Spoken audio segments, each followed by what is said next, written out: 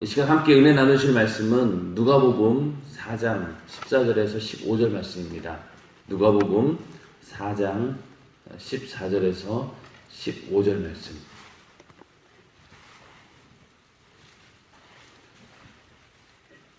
누가복음 4장 14절에서 15절 말씀입니다. 함께 합독하시겠습니다. 예수께서 성령의 권능으로 갈릴리에 돌아가시니 그 소문이 사방에 퍼졌고 친히 그 여러 회당에서 가르치심에 무사람에게 칭송을 받으시더라. 아멘. 예수님께서 광야에서 마귀로부터 시험을 당하시고 또 그 모든 시험을 하나님 말씀으로 물리치고 승리하십니다. 그리고 이제 본격적으로 갈릴리에 오셔서 이제 가르치시고 또 복음을 전하는 그런 사역을 시작하게 되는데 14절에 보면은 성령의 권능으로 갈릴리에 돌아가시니 그 소문이 사방에 퍼졌고 이렇게 말씀하고 있는데, 이 누가는 성령에 대해서 굉장히 강조하는 그런 복음서 기자입니다. 그래서 다른 어떤 복음서보다 성령에 대해서 강조하게 되는데, 왜 그러냐면은 결국 이 누가복음하고 이 사도행전은 원래는 한 권의 책이었거든요. 그러니까 이 누가는 이 누가복음의 저자이기도 하지만은 사도행전의 저자입니다. 사도행전은 성령행전이라고 하죠. 그만큼 성령에 대한 역사를 가장 잘 기록하고 있는 그런 성경이기 때문에 이 누가는 이 누가복음에도 성령에 관한 이야기들을 굉장히 많이 하게 됩니다. 침례받을 때 성령이 임하시는 사건부터 해서 또 광야에 이끌려서 마귀에게 시험을 받는 것도 성령에 이끌려서 이렇게 말씀하고 있습니다. 그러면서 예수님께서 새로운 어떤 사역의 단계에 들어갈 때마다 성령으로 새롭게 무장하고 성령께서 그 일을 하셨다라고 하는 그런 기록들을 계속 남겨놓으면서 예수님의 사역이 절대로 성령과 무관하지 않다.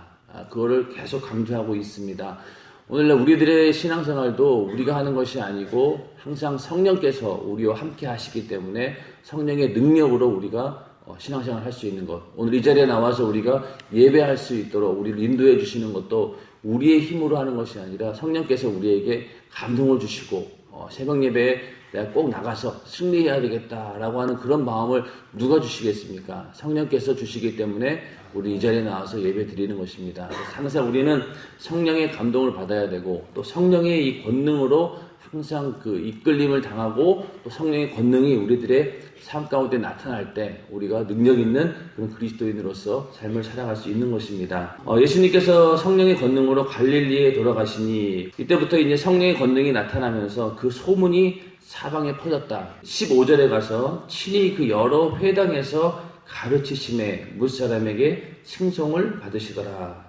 여기서 이제 회당이라고 하는 곳이 나오는데, 이 회당이라고 하는 것은 유대인들이 예배를 드리던 그런 장소입니다. 원래는 예루살렘 성전이 모든 이제 그 예배의 중심이긴 하지만은 예루살렘 성전에 모이지 않을 때는 주로 이제 회당에 모여서 거기서 성경을 낭독하기도 하고 또 거기 모임을 가지면서 오늘날로 치면 예배를 드리던 그런 장소였습니다. 또 재판도 열리게 되고 또 자녀들을 위한 어떤 교육을 할 수 있는 그런 장소이기도 했고 또 지역 어떤 공동체의 중심이 되는 그런 장소였는데, 이것이 이제 회당이 굉장히 중요해진 것이 언제였냐면은 바벨론 포로로 잡혀가면서 이제는 모두 흩어져 버렸어요. 유대인들이 흩어져 버리다 보니까 이제 예루살렘에서 예배를 드릴 수 없는 그런 상황이 오게 됩니다. 그러면서 성전을 잃고 포로된 때 그때부터 이제 회당에서 모여서 예배를 드리고 또 하나님의 말씀을 함께 낭독하고 이런 어떤 서로 유대인끼리 결속하는 이제 그런 시간들을 가지게 됐고, 또 자기들의 어떤 신앙을 이방 나라에 왔지만은 절대로 이 가운데서 우리가 잃어버려서는 안 되겠다라고 하면서 계속 신앙의 전통을 지켜나가는 일들을 위해서 회당에 계속 모였던 것이, 회당이라고 하는 것이 이제 예수님의 어떤 등장도 구약과 어떤 신약의 중간 지점, 그 접목점이 있는데, 어디를 가나 이 유대인들의 회당은 있었습니다. 바벨론의 포로로 있으면서 그 이후로 이방 나라에 가서도 거기서 유대인들이 몇몇만 모이게 되면은 항상 이 회당이라고 하는 것을 만들어주는 그런 것들이 있었기 때문에 이 회당이라고 하는 곳에서 유대의 어떤 신앙의 어떤 전통을 지키는 일, 그러면서 이제 그것이 나중에 어떻게 이제 이용당하냐면은 이제 신약 시대와 예수님 이후에 와서는 거기서 이제 복음을 전하는 그런 장소로 사용당하게 됩니다. 16절 이후에도 나오겠지만은 예수님께서 갈릴리에서 복음을 전하신 곳, 또 오늘 본문 가운데 여러 회당에서 가르치셨다라고 하고 있죠. 이게 바로 유대인들이 모이던 그런 장소였습니다. 여러분도 이제 생각해 보시면은 복음을 전할 때 가장 뭔가 이게 접목되는 부분이 있어야 될 거 아니에요. 그렇죠? 그래서 이 복음을 전하기 가장 좋은 장소가 유대인들이 많이 모인 그런 장소였습니다. 거기에서 예수에 대한 복음을 전하게 되었습니다. 물론 그 일로 인해서 유대인들로부터 핍박도 받고 또 배척도 받긴 했지만은, 그러나 유대인들에게 일단 복음을 전하는 데 있어서 회당만큼 좋은 장소는 없었습니다. 그리고 이제 나중에 예수님께서 부활 승천하시고 난 이후에 제자들이나 또 사도들도 마찬가지로 복음을 전할 때 항상 제일 먼저 찾았던 곳이 바로 이 회당입니다. 그래서 바울도 그렇고 또 바나바도 그렇고 회당에서 많이 설교를 하였는데, 빌립보라고 하는 이제 그런 장소에 갔을 때 처음에 이제 바울이 어디를 찾았냐면은 회당을 찾았던 거예요. 그런데 아무리 봐도 그 빌립보라고 하는 그 지역에는 회당이 없는 거예요. 그 얘기는 결국 뭐냐? 유대인들이 정말로 살지 않는 그런 곳이었다는 거죠. 유대인들이 몇 명만 살고 있었어도 충분히 회당이라고 하는 것이 생길 만도 한데 회당조차 없었던 거예요. 사도 바울은 회당이 없는 걸 알고 이제는 어디를 찾습니까? 기도처를 찾습니다. 그래서 기도처를 찾다가 결국은 기도처가 있는지 없는지는 모르겠지만 하여튼 거기서 루디아라고 하는 여자를 빨래터 같은 데서 만나게 되죠. 그래서 거기서 복음을 전하면서 유럽 최초의 어떤 교회가 세워지는, 어떻게 보면은 지금 생각해 보면은 굉장히 이게 초라한 어떤 행색입니다. 그 성령에 의해서 마게도냐에 있는 사람이 막 이쪽으로 오라 그래서 이제 아시아로 가려고 하는 것을 유럽 쪽으로 방향을 틀었잖아요. 성령께서 강권하여서 사도 바울을 불렀다라고 하면은 좀 더 거창하게 이렇게 복음 전도가 시작되었을 만도 한데, 그렇지 않고 회당도 없고 기도처를 겨우 찾다가 거기 있는 어떤 그 여인들을 만나서 복음을 전했고, 그것이 시작이 되어서 유럽의 최초의 교회가 되었다라고 하는 거. 지금 생각해 보면은 굉장히 별 볼 일 없는 거예요. 여러분들도 우리가 전도할 때 보시면은, 내가 오늘 전도할 때 굉장히 큰 기대감을 가지고 막 능력도 나타나고 막 이러지만은, 가만히 보면은 나중에 가서 열매를 맺는 거 보면은 내가 기대하지 않은 것 가운데 또 내가 별로 생각지도 않은 그러한 사람들에게서 전도의 열매가 맺히는 것을 많이 보게 됩니다. 그런 것처럼 이렇게 회당이라고 하는 곳을 거점으로 해서 복음을 전했고, 그를 통해서 많은 어떤 전도의 장소로 사용되어진 곳이 바로 이 회당입니다. 그리고 예수님께서도 여기에서 설교를 하셨죠. 회당에서는 이제 개인적으로 기도도 하고, 또 거기서 모이면은 이제 자기네들이 늘 암송하는 그런 성경 구절들이 있습니다. 쉐마라고 하는 것들을 이제 암송을 하고, 그러고 나서 매일 어떤 정해진 그런 하나님 말씀, 성경을 또 읽는 그런 시간들이 있고, 또 그 성경을 토대로 해서 마땅한 사람이 있으면은 설교를 하는 이제 그런 형식의 어떤 예배를 드리는 곳이 바로 회당이었고, 예수님께서도 여러 회당에서 가르치셨다라고 이렇게 성경은 기록을 하고 있습니다.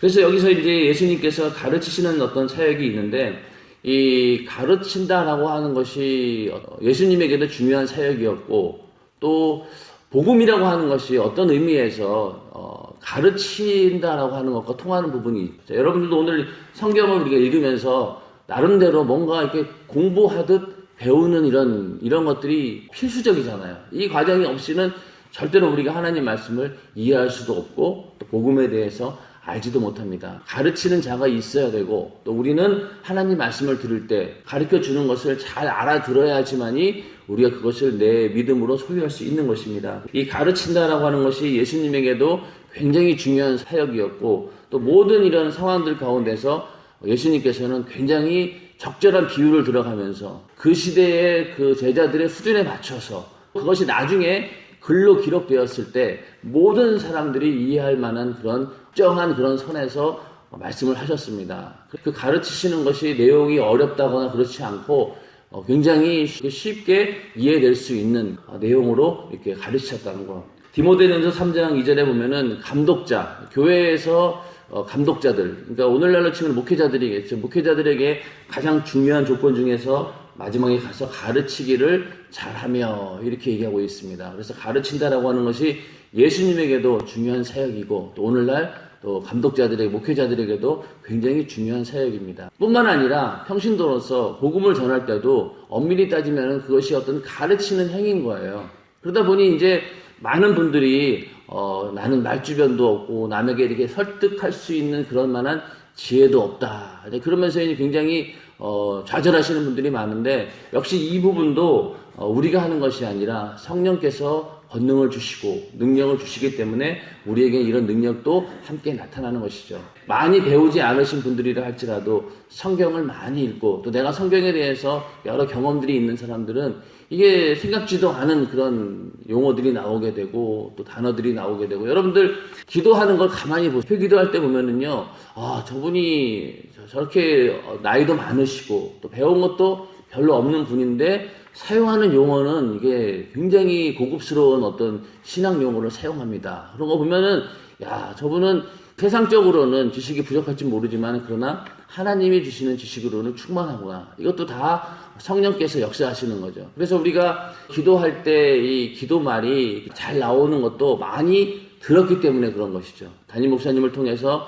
계속 듣고 또 우리가 또 그것을 다시 또 우리가 또 기도하고 이러다 보니까 그런 기도가 자연스럽게 나오게 되는 것입니다. 그렇게 회당에서 가르치시긴 가르치셨는데 뭘 가르치셨다는 거죠. 누가복음에서는 사실은 요 부분만 딱 나왔는데 이제 다른 성경을 보면은요, 마태복음 4장 12절 17절 요 부분이 이제 오늘 읽으신 본문과 똑같은 이제 구절입니다. 그래서 마태복음 4장 12절 17절 그리고 마가복음 1장 14절에서 15절인데 그 4장 12절에 보면은 예수께서 요한의 잡힘을 들으시고 갈릴리로 물러가셨다가 이렇게 얘기 나오는데 요한이 옥에 갇히는 거를 보시면서 예수님께서 본격적으로 사역을 시작하셨다라고 하는 것인데 침례 요한과 예수님은 거의 동시대에 태어난 사람입니다. 자칫하면은 침례 요한을 메시아로 오해할 수도 있는 상황이었고 또 오히려 침례 요한이 예수님보다도 더 많은 주목을 받을 수 있는 그런 상황이었습니다. 그런데 하나님께서는 요한에게도 말한 것처럼 이제 요한도 자기도 알았던 거죠.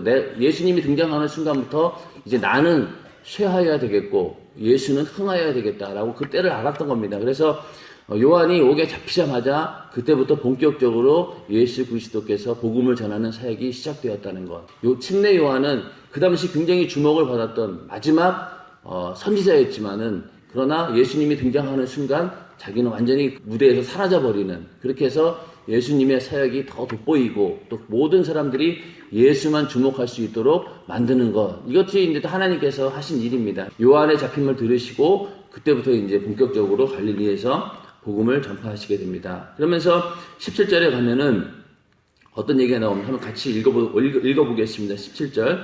이때부터 예수께서 비로소 전파하여 가라사대 회개하라 천국이 가까워 왔느니라 하시더라. 아멘. 또 마찬가지로 마가복음 1장 15절에도 마가복음 1장 15절 한번 보세요. 똑같은 얘기지만은 조금 다릅니다. 가라사대 때가 찼고 하나님 나라가 가까웠으니 회개하고 복음을 믿으라 하시더라. 아멘. 똑같은 말씀이지만은 마태복음 마가복음, 누가복음 이렇게 내용이 좀 다르죠. 그래서 누가복음에는 이 회개하라 천국이 가까웠느니라 이 말씀이 없는 거예요. 가르치셨다라고 하는 내용이 바로 뭐냐? 천국을 소개하시고 회개에 대해서 강력하게 말씀하셨다라고 하는 것을 우리는 마태복음, 마가복음을 통해서 알 수 있다는 겁니다. 그래서 회개하라 천국이 가까웠느니라 이렇게 이제 예수님께서 공생의 어떤 처음으로 가르치시면서 이 복음을 전하셨는데 회개라고 하는 것이 무엇입니까? 바로 내가 가진 죄를 예수의 피의 공로에 의지하여서 이제 회개하는 건데 이때 회개라고 하는 것은 무엇이었습니까? 바로 너희가 하나님에 대해서 잘못 알고 있다. 너희는 율법을 지켜야지만이 또 하나님의 어떤 사랑을 받고 내가 구원을 받는 것으로 아는데 그렇지 않다. 율법을 지키는 것이 아니라 율법을 통해서 너희가 죄를 발견하고 그 죄를 하나님 앞에 내려놓아야 된다. 그리고 그 죄를 대신 사해줄 메시아가 바로 여기 있다. 너희는 이제 그 메시아가 올 것을 기대하고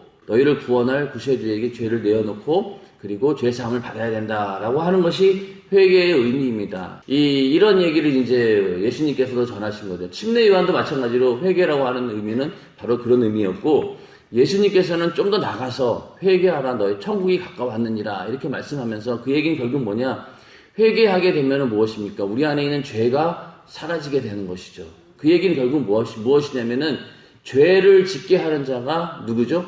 마귀 역사죠. 우리가 죄 아래에 있다라고 하는 것은 우리는 마귀의 세계 안에 들어가 있다는 겁니다. 마귀의 어떤 권세 아래에 있는 자들이었고, 죄가 있는 한 항상 그 죄로 인해서 마귀에게 결박당할 수밖에 없는, 그 마귀의 나라에 묶여있는 진노의 자녀이고 또 지옥 갈 마귀의 자식들이고, 이런 도저히 하나님과 함께 할 수 없는 그런 나라 사람들이었는데, 너희가 회개하면은 그때부터는 이제는 마귀 나라 사람이 아니라 이제는 천국 사람, 하나님의 자녀로서 천국 사람으로 바뀌게 된다라고 하는 것이 회개하라 천국이 가까웠느니라 라고 하는 그런 말씀입니다. 그래서 어떤 나라든지 그 나라를 전쟁을 해서 정복을 하게 되면 어떻습니까? 정복하면은 그때부터 그 정복한 나라가 자기들이 가지고 있는 그 나라의 어떤 전통과 법과 질서, 문화를 가지고 그 나라 안에 들어오게 되죠. 그리고 그 법을 강요하게 됩니다. 일제시대 때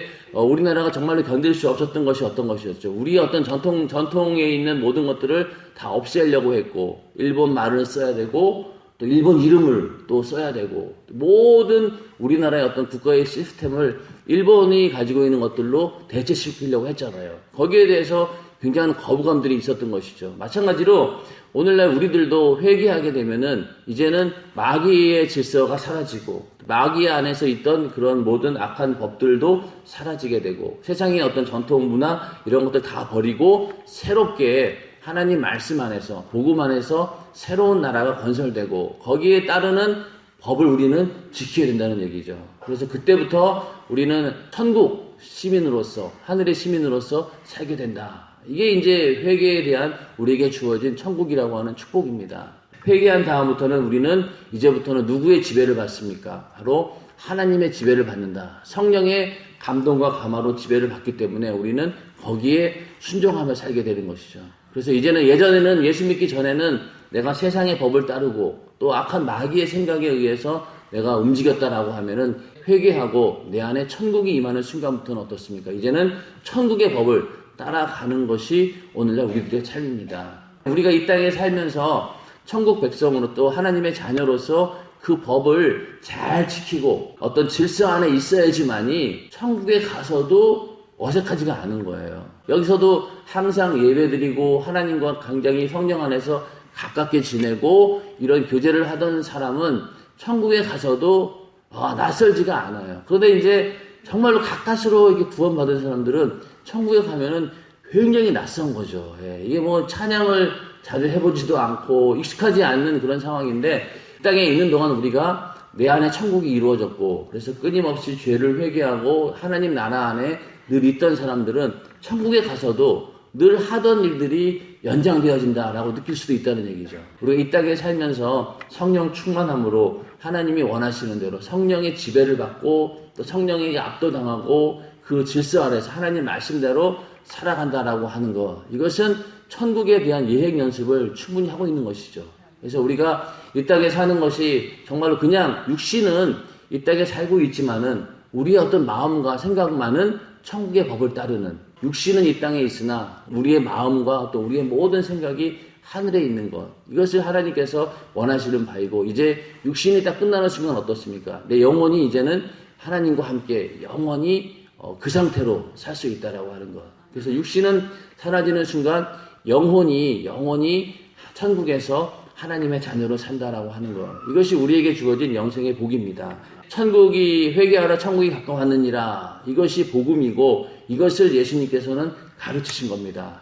그 복음에 대해서 들을 때 그냥 그것이 말로 끝나는 것이 아니라 거기에 따르는 능력과 이적이 나타나면서 많은 사람들로부터 칭송을 받게 되었고, 야, 저분이 정말로 하나님의 아들이구나, 또 메시아구나라고 하는 것을 이제 깨닫게 되는 이제 그런 일들이 계속해서 이어지게 됩니다. 우리가 누가복음 4장 오늘 읽으신 본문 그 15절까지는요, 이렇게 예수님께서 말씀을 전하시고 또 소문이 사방에 퍼져나갔고 또 회당에서 가르치시니까 모든 사람들로부터 칭송을 받으시더라. 이 칭송을 받았다라고 하는 것은 모든 사람들로부터 영광을 받으셨다. 이 얘기는 예수님의 사역을 통해서 하나님께 영광을 올려드리는 그런 사역을 했다라고 하는 얘기죠. 그래서 이때까지는 괜찮았어요. 그런데 그 다음에 16절 이하로부터는 어떤 얘기가 나오냐면은 나사렛에서 배척을 받으시다 이렇게 나오죠. 그러니까 많은 사람들에게 칭송을 받았음에도 불구하고 고향에 와서 자기가 태어난 그 고향에서는 오히려 배척을 받았는데 거기 그 29절 한번 보세요. 4장 29절에 보면은 어느 정도의 배척이었냐면은 이제 회당에 있는 자들이 이것을 듣고 다 분이 가득하여 일어나 동네 밖으로 쫓아내어 그 동네가 건설된 산 낭떠러지까지 끌고 가서 밀쳐 내리치고자 하되 거의 죽음 직전입니다. 그러니까 얼마나 예수님을 미워했으면은 끌고 가가지고 쫓아내는 것뿐만이 아니라 끌고 낭떠러지까지 가가지고 거기서 밀쳐내려고 했다는 거죠. 죽이려고 했다는 거죠. 이때 만약에 하나님께서 피하지 않게 해주시면은 스데반처럼 돌에 맞아 죽을 수도 있는 상황입니다. 그만큼 예수를 배척하는 그런 상황이 온다는 얘기죠. 그래서 이렇게 예수님께서는 칭송도 받으셨지만은 이제 또 고난이 시작되고 수많은 유대인들로부터 이렇게 핍박을 받는 그런 장면들이 계속해서 나오게 되는데 특히 자기 고향에서 이런 푸대접을 받는 모습들이 나옵니다. 그런데 이 마태나 마가복음에서는요, 이 상황이 나중에 나와요. 제자들도 부르시고 어느 정도 사역이 진행된 상태에서 나오는데 이 누가는 앞에다 든 거예요. 갈릴리 처음으로 예수님의 사역이 시작되면서 나사렛에서 배척을 받았다라고 하는 부분이 나왔는데 이 이야기는 결국 뭐냐? 그 누가는 이방인들에게 복음을 전하기 위해서 이 누가복음을 기록했거든요. 그렇기 때문에 이 모든 이 이야기의 중심을 이방인들에게 얘기를 하고자 했던 겁니다. 예수님께서 배척받으신 이유 중에 하나가 이제 다음 주에 제가 또 설명을 드리겠지만은 이방인들에 대한 얘기를 계속한 거예요. 하나님의 은혜를 받은 사람들이 이 사람도 이방인이고 시돈 땅에 과부들이 많았지만은 시돈 땅에 있는 시렙다의 한 과부에게만 그 은혜를 받았다. 그러면 전부 다 이 나아만 사람도 그렇고 하나님의 은혜를 받은 사람들이 너희 유대인들이 아니라 바로 이방인들이었다. 이 얘기를 해주는 거예요. 그러다 보니까 이 처음에 들을 때는 그래 굉장히 이제 수긍도 했었는데 나중에 가서 이 이야기의 흐름이 너희 유대인들 하나님을 섬기고 하나님의 사랑을 받았다고 하는 유대인들이지만은 하나님의 사랑이 그들보다 이방인들을 더 하나님께서 그 은혜를 주실 것이다 라는 이야기를 하다 보니까 거기에 격분해서 예수를 배척하는 그런 상황이 오게 된 것입니다. 이 누가가 하고 싶었던 얘기는 이 복음이라고 하는 것은 어느 민족, 어느 백성들의 전유물이 아니란 얘기죠. 모든 자들, 그래서 가난한 자에게 복음이 전하게 되었고 또 모든 자들, 이 세상에 있는 하나님의 자녀가 하나님의 백성이 유대인들만 있는 것이 아니라 전 세계에 있는 아담 이후로 모든 사람들이 바로 복음을 들어야 될 대상이고 또 하나님의 사랑과 은혜를 필요로 하는 사람들이다라고 하는 것을 이 누가는 강력하게 얘기를 했던 겁니다. 우리들도 이방인으로서 복음을 들은 자들이잖아요. 만약에 이 복음이 없었다라고 하면은 오늘날도 유대인들만 누릴 수 있는 그런 행복이었겠죠. 그러나 그 예수님 이후로 모든 사람들이 회개하고 돌아오는 자들, 하나님을 찾는 자들에게는 하나님께서 늘 똑같이 오히려 이방인들에게 더 큰 복을 주시면서 하나님의 은혜가 더 크다라고 하는 것을 깨닫게 해주셨습니다. 이러한 이야기들이 이제 전개가 되고 있는데 오늘 이제 읽으신 말씀 가운데 우리는 항상 예수님처럼 성령의 권능으로 이끌려야 되고 또 우리가 복음을 전할 때 항상 어떤 접촉점, 어떤 사람에게 전도하기 위해서는요, 공감대가 굉장히 중요합니다. 아무리 좋은 이야기도 공감대가 형성이 안 되면은 참 복음 전하기가 어려워요. 그래서 여러분들이 전도할 때 보면은 그 접촉점이라고 하는 게 중요하잖아요. 그 사람하고 최소한 말을 할 수 있는 그런 이 접촉이 있어야 되는데 여러분들이 이제 전도할 때 나가서 커피를 이렇게 대접하는 게 뭡니까? 지나가다가 목마르고 또 이렇게 쉬어갈 만한 곳이 없을까라고 이렇게 찾고 있는 중에 거기서 이제 시원한 커피를 딱 드리게 되면은 최소한 그 사람의 마음의 문은 열린다 이거죠. 그래서 거기서 이제 얘기가 시작되는 것처럼 예수님께서도 엉뚱한 장소가 아니라 유대인들이 항상 익숙한 곳, 또 거기에 자주 모여서 자기들이 있는 그 회당에 가서 복음을 전하셨고 전한 내용이 바로 무엇이었느냐? 회개하라. 그리고 천국이 가까웠느니라 이것을 가르치셨습니다. 그래서 많은 사람들이 그 복음을 듣고 하나님께 영광을 올려드리면서 칭송을 받았던 이런 일들을 오늘 성경을 통해서 우리는 보았습니다. 우리의 삶 가운데도 항상 성령의 권능의 능력이 충만하기를 바라고 또 많은 사람들에게 복음을 전하고 또 복음을 가르치는 사역이 우리 안에도 있기를 주님의 이름으로 축원합니다.